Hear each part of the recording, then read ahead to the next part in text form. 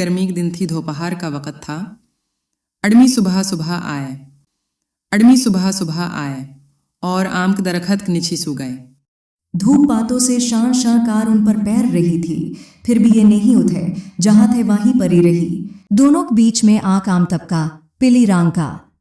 एक ने दूसरे से कहा, दोस्त जरा ये आम उठाकर मेरे मुंह में डाल दो, देखो तू कैसा है।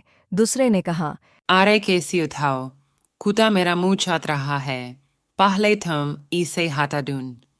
उधर से एक उतवाला जा रहा था। फिर आलसी ने पुकारा, उतवाली भाई जरा इधर आना।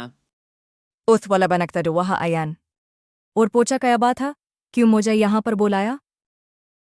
अरे भाई, ये आम उठाकर मेरे मुंह में डाल दो ताकि मैं खा सकूं।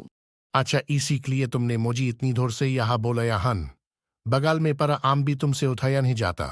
बराई अलसी जन पड़ते होन, अलसी की मदद तू खुदा भी नहीं करता।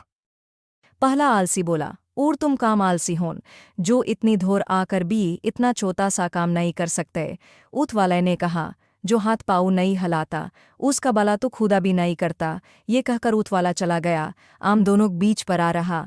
दोनों आलसी किसी का इंतजार करते रहे।